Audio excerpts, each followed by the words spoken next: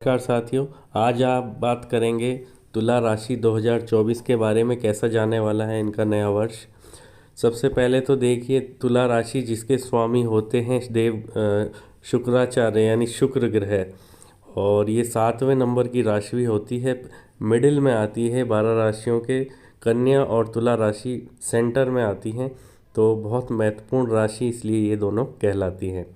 इसके नक्षत्र होते हैं चित्रा, स्वाति और विशाखा। ये 3 नक्षत्र तुला राशि में आते हैं। सबसे पहले देखिए 2024 में मेजर ग्रह कौन से रहने वाले हैं, और जो लंबी अवधि तक एक राशि में रहते हैं।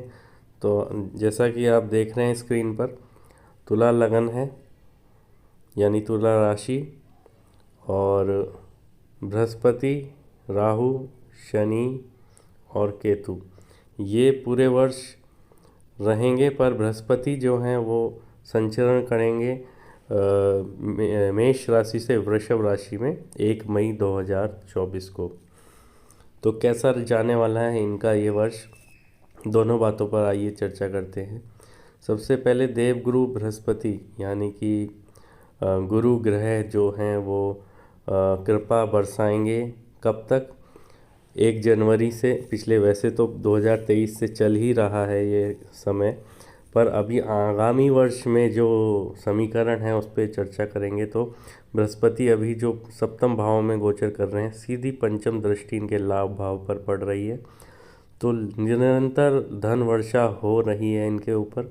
और अभी बृहस्पति जो है वक्री चल रहे थे, तो अब वो मार्गी हो जाएंगे 1 जनवरी 2024 से। तो लाभ भाव पर दृष्टि अच्छी पावर से, पूरी पावर से डालेंगे, तो निश्चित रूप से आपको लाभ होगा। जिनके इंक्रीमेंट होने हैं उनको इंक्रीमेंट लगेगा, जिनका इंक्रीमेंट अच्छा नहीं लगा है उनका इंक्रीमेंट अच्छा लगेगा, जिसकी प्रमोशन रुके हुए हैं उनके प्रमोशन भी होंगे। तो आइए आगे बात करते हैं। मई से पहले लाभ भाव, मई से धन भाव पर दृष्टि।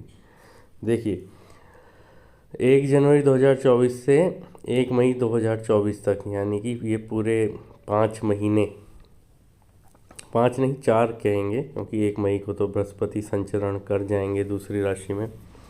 तो ये 4 महीने तो लाभ भाव पर दृष्टि रहेगी, लाभ होता रहेगा निरंतर। और जब बृहस्पति संचरण कर जाएंगे अगली राशि में, वृषभ में, तो यहाँ से अगर आप गिनती गिनेंगे 1 2 3 4 5 6 7, सप्तम दृष्टि से आपके धन भाव को देखेंगे बृहस्पति।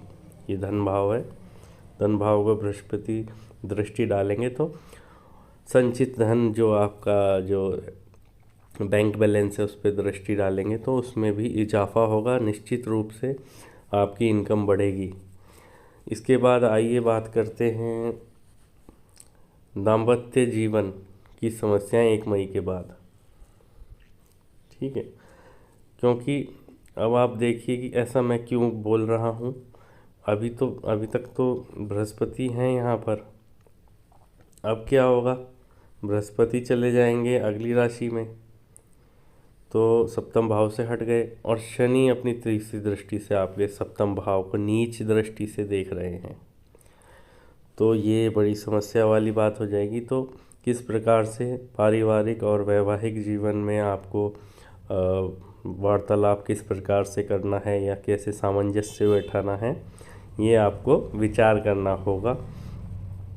दूसरा, अब आप देखिए कि अभी तो फिलहाल जो मंगल ग्रह की स्थिति है वो वृश्चिक में है, अब धनु में आ जाएगी 28 दिसंबर में। तो जैसे ही मंगल जनवरी में एंड में यहाँ से मकर राशि में उच्च राशि में आएंगे, तो चतुर्थ दृष्टि से आपके सप्तम भाव पर देखेंगे, तब ज़्यादा दिक्कत और बढ़ सकती है। और हो सकता है सूर्य भी साथ हों उस समय। तो हालांकि सूर्य की चतुर्थ दृष्टि नहीं होती, मंगल की होती है, पर चतुर्थ भाव में सूर्य सुख में कमी लाते हैं। इसके बाद देखिए दाम्पत्य जीवन में 1 मई के बाद समस्या रहेंगी, और खर्च की अधिकता, यात्राएं, ये किस आधार पर बोल रहा हूँ मैं, केतु द्वादश भाव में संचरण कर रहे हैं 1.5 वर्ष तक। अभी आए हैं 31 अक्टूबर 2023 से आपके द्वादश भाव में। तो यात्राएं अधिक होंगी, खर्च अधिक रहेंगे और पैसा बहुत अनायास खर्च रहेगा। आगे देखते हैं शनि की लाभ। शनि जो ग्रह है वो आपके पंचम भाव में संचरण कर रहे हैं। अब ये 25 मार्च 2025 तक करेंगे, यहीं रहेंगे। तो इसकी जो दृष्टि है, अगर आप गिनेंगे यहाँ से 1 2 3 4 5 6 7 8 9 10, दशम दृष्टि आपके धन भाव पर पड़ रही है। तो मंगल की राशि है वहाँ पर, तो शत्रु दृष्टि है। तो अब आप देखिए कि धन और राहु की भी धन भाव पर दृष्टि है। ठीक है, तो दिक्कत तो है, समस्या तो है। तो 1 मई तक ये समस्या रहने वाली है, क्योंकि जैसे ही बृहस्पति अष्टम भाव पे आप आ जाएंगे तो ये सीधी सप्तम दृष्टि आपके धन भाव पर डालेंगे। तो जो समस्या दे रहे हैं आपके संचित धन पर, या फिर जो आपके बैंक बैलेंस पे जिसकी किसी व्यक्ति की नज़र है, या कोई खर्च अधिक हो रहा है बैंक बैलेंस में से, तो उसमें कमी आएगी। और आगे देखते हैं एक्सपेक्टेशन से कम इंक्रीमेंट प्रमोशन, 1 मई से सुख में वृद्धि। अब आप देखिए, अगर आपका इंक्रीमेंट 1 मई से पहले हो जाता है तो लाभ भाव पर दृष्टि है तो बहुत अच्छा रहेगा। और 1 मई के बाद रिजल्ट आता है तो अष्टम भाव से पंचम पे दृष्टि नहीं होगी, द्वादश और धन पर चली जाएगी। तो थोड़ी सी एक्सपेक्टेशंस में और इंक्रीमेंट में कमी आएगी निश्चित रूप से। और क्योंकि अभी बृहस्पति